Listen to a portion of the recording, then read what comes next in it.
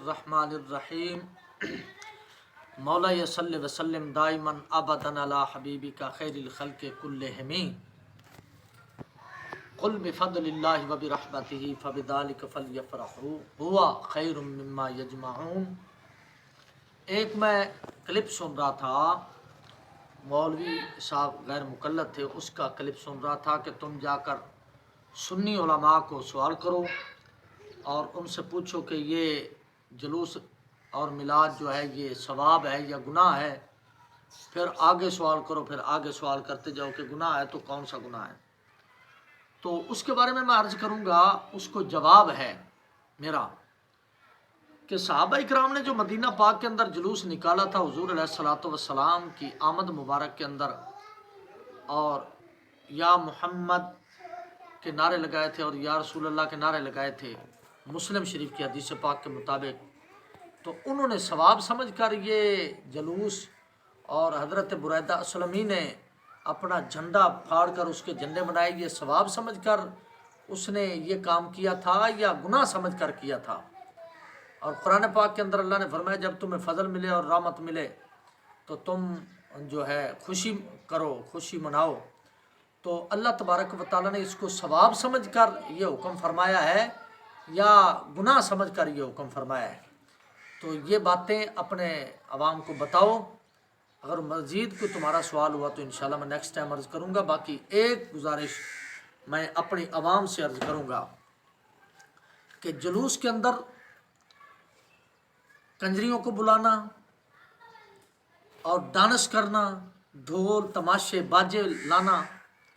اور ڈانس وغیرہ کرنا، یہ نبی پاک صلی اللہ علیہ وسلم کی شریعت مبارک کے اندر جو ہے قطعاً اس کی گنجائش نہیں ہے کہ اس طرح کا کام کیا جائے۔ اور جو حضرات یہ کام کرتے ہیں ان سے میں مؤدبانہ دست بستہ عرض کروں گا کہ یہ کام اہل سنت و جماعت کا نہیں ہے۔ 1400 سالہ تاریخ کے اندر آج تک یہ کام نہ کسی صحابی نے کیا، نہ کسی تابعی، نہ تبع تابعی، کسی نے بھی یہ کام نہیں کیا۔ جو رسول اکرم صلی اللہ علیہ وسلم کے ظاہری زمانہ مبارک کے اندر جلوس نکالا گیا تو اس کے اندر بھی یہ باتیں نہیں تھیں۔ تو بس بات صرف اتنی ہے کہ کچھ حضرات تشیع میں سے اور کچھ خوارج میں سے اس مسلک اہل سنت و جماعت، اہل سنت حقہ کے اندر گھس کر اس طرح کے کام کرتے ہیں تاکہ اہل سنت و جماعت بدنام ہو۔ ہمارا بڑے سے بڑا عالم جو ہمارے سر کا تاج ہے، اس سے لے کر چھوٹے سے چھوٹے عام سادہ دیہاتی مولوی تک یہی کہیں گے کہ یہ کام جائز نہیں ہے۔ اگر کوئی ہمارے مسلک اہل سنت و جماعت کو بدنام کرنے کے لیے آتا ہے اور اس طرح کا کوئی کام کرتا ہے تو ہم بالکل ایسا کام برداشت نہیں کریں گے۔ 10 منٹ ہو جائیں، 10 تو ایسا کام ہم ہرگز برداشت نہیں کریں گے اور نہ ہی ایسا کام ہم برداشت کر سکتے ہیں۔ تو جمیع اہل سنت و جماعت جو صحیح غیور اہل سنت و جماعت کے میرے مسلمان دوست اور بھائی ہیں اور بزرگ ہیں، ان سے میں التماس کروں گا اور گزارش کروں گا کہ اس طرح کا کام اپنے مجموع کے اندر اور اپنے جلوس کے اندر، اپنے جلسے کے اندر بالکل نہ ہونے دیں، اور نہ ہی ایسے کام سے ہمارا اتفاق ہے۔ نہ امام اہل سنت رحمۃ اللہ علیہ، امام غیرت، امام عاشقاں، امام احمد رضا خان صاحب رحمۃ اللہ علیہ، آپ کا بھی یہی موقف نہیں ہے اس طرح کا کوئی، اور نہ ہی کسی امام کا، نہ کسی عالم کا، نہ کسی مجتہد کا ہمارے اندر کوئی موقف نہیں ہے، اور نہ ہی رسول اکرم صلی اللہ علیہ وسلم نے ہمیں یہ تعلیم دی، اور نہ ہی صحابہ اکرام نے ہمیں یہ تعلیم عطا فرمائی جو یہ کام کیا جا رہا ہے۔ اور ہر سال ہم دیکھتے ہیں کہیں نہ کہیں اس طرح کا معاملہ ہو رہا ہے، اور یہ یکدم شروع ہوا ہے جب سے یہ روافض ہماری محفلوں کے اندر گھسنے لگے ہیں اور ہماری مجلسوں کے اندر گھسنے لگے ہیں اور ہمارے جلسے جلوس وغیرہ کے اندر محفل ذکر میلاد مصطفیٰ کے اندر آنے لگے ہیں، تو یہ معاملات اس وقت سے پیش آنے لگے ہیں۔ تو بالکل ہمارا مسلک اہل سنت و جماعت اس چیز کا متحمل نہیں ہے، اور نہ ہی ہم کوئی ایسی چیز برداشت کر سکتے ہیں جس سے ہمارے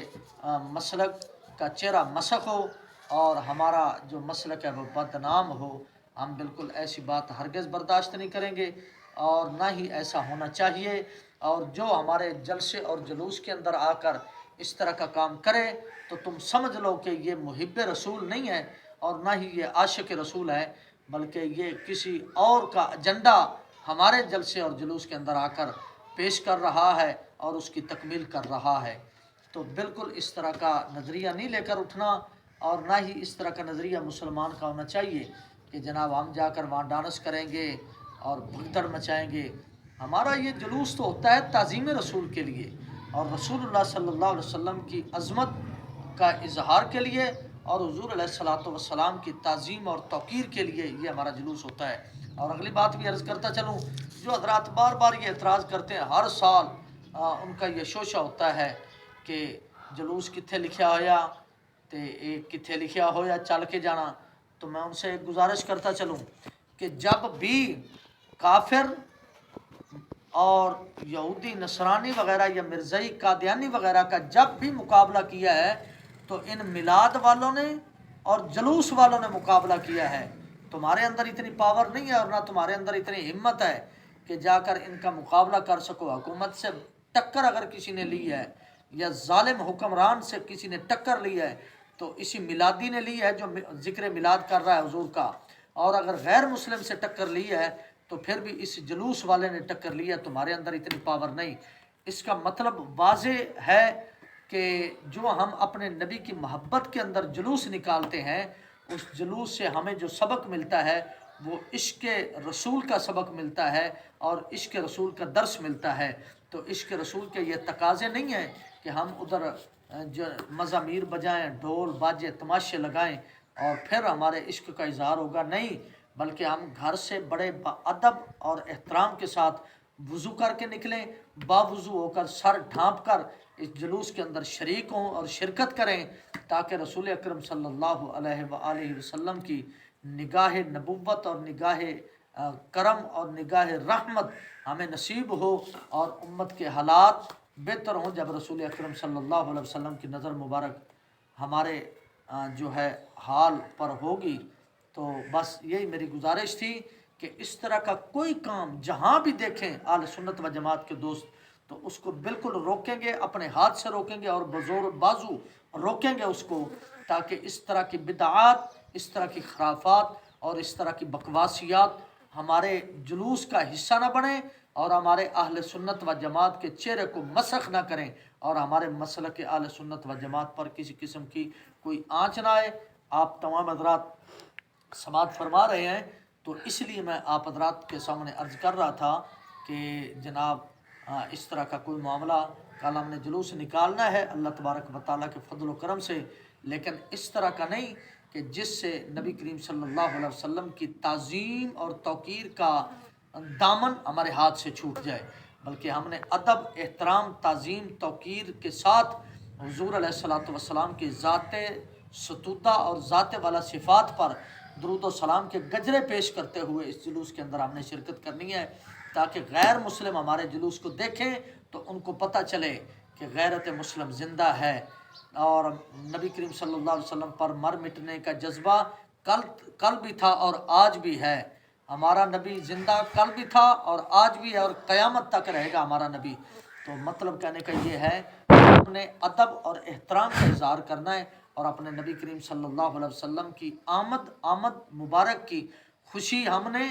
ادب اور تعظیم کے ساتھ منانی ہے، تاکہ ہمارے رسول اکرم صلی اللہ علیہ وسلم کی ہمیں رضا حاصل ہو جائے۔ جب ہمیں رضا حاصل ہوگی تو ہمارے رسول اکرم صلی اللہ علیہ وسلم کی نگاہ کرم ہمیں نصیب ہوگی۔ تو اس طرح کا کوئی کام بھی نہ ہم نے کبھی برداشت کیا ہے اور نہ ہی آئندہ کریں گے۔ اللہ تبارک و تعالی علماء اہل سنت، عوام اہل سنت کی حفاظت فرمائے۔